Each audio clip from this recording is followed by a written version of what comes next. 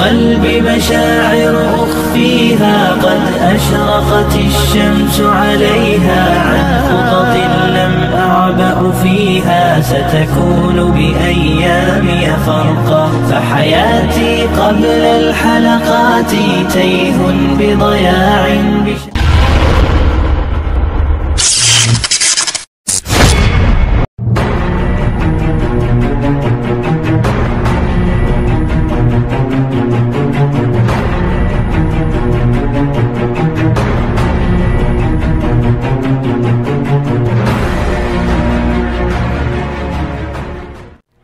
Assalamualaikum warahmatullahi wabarakatuh.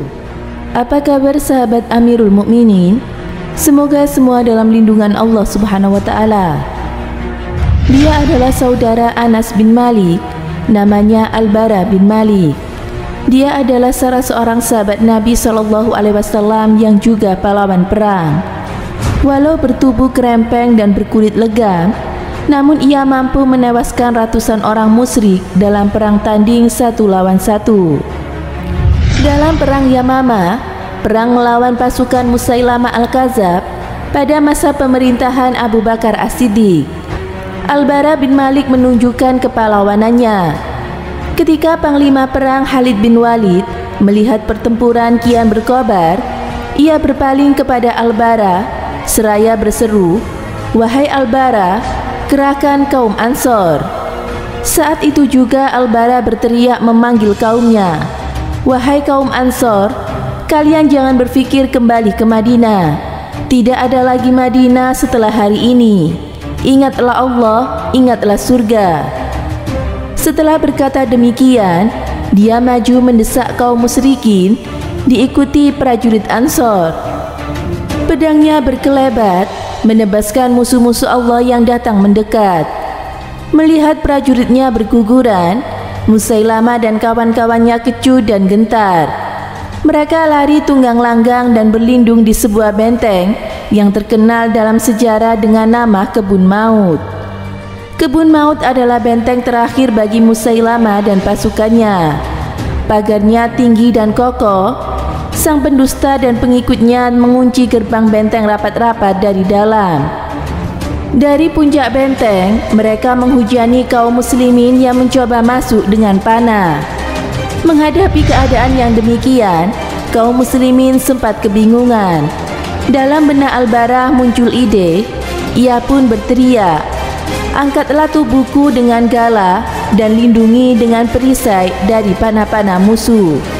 Lalu lemparkan aku ke dalam benteng musuh. Biarkan aku syahid untuk membuka pintu, agar kalian bisa menerobos masuk."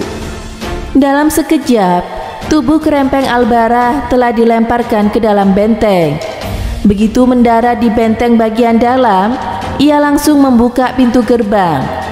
Kaum muslimin pun membanjiri menerobos masuk. Pedang mereka berkelebat menyambar tubuh dan kepala musuh. Lebih dari 20.000 orang murtad tewas, termasuk pemimpin mereka yaitu Musailamah Al-Kadzab. Jasa Al-Bara begitu besar, lebih dari sebulan lamanya ia terpaksa dirawat akibat luka-luka yang dideritanya.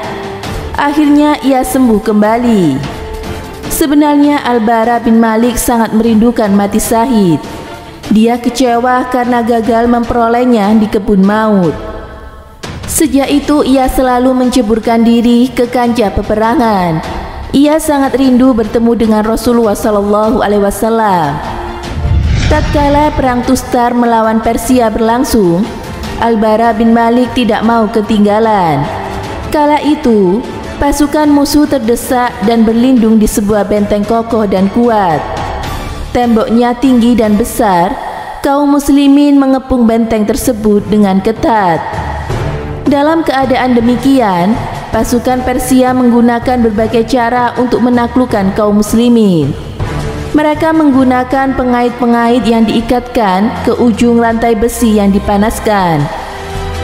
Rantai tersebut mereka lemparkan kepada pasukan muslim, sehingga sebagian dari mereka tersambar pengait panas itu. Banyak pasukan Islam yang tersambar pengait, di antaranya adalah Anas bin Malik, saudara Al-Bara bin Malik.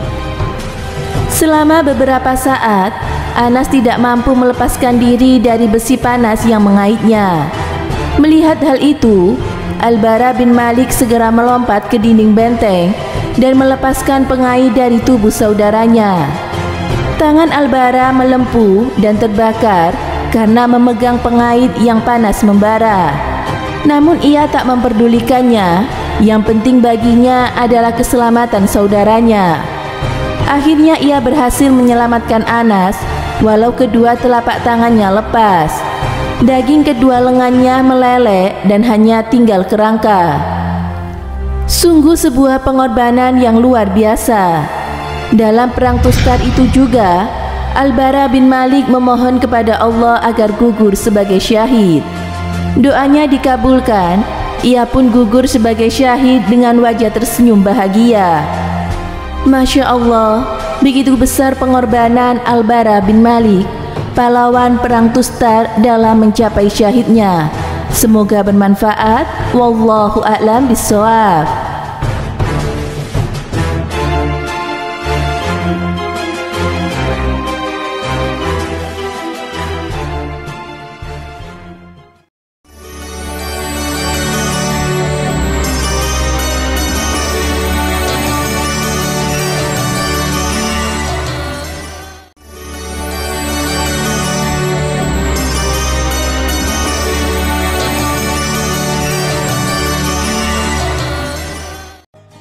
Assalamualaikum warahmatullahi wabarakatuh. Pemirsa Amirul Mukminin yang dirahmati Allah Subhanahu wa taala. Nama lengkap dari Al-Bara bin Malik adalah Al-Bara bin Malik bin An-Nadar bin Damdam bin Zaid bin Haram. Beliau berasal dari Khazraj dari Bani Asad. Ia adalah saudara dari pelayan Nabi, yaitu Anas bin Malik. Ibunya bernama Ummu Sulaim binti Mulhan. Al-Bara mengikuti semua peperangan bersama Rasulullah SAW setelah perang Badar, dan beliau juga mengikuti Baiat Ridwan. Dan Nabi SAW bersabda, banyak orang yang berambut kusam, masai, dan berdebu, dan hanya memiliki 2 pakaian lapuk hingga tidak diperhatikan sama sekali. Namun seandainya ia memohon kutukan Allah bagi mereka, pastilah akan dikabulkan.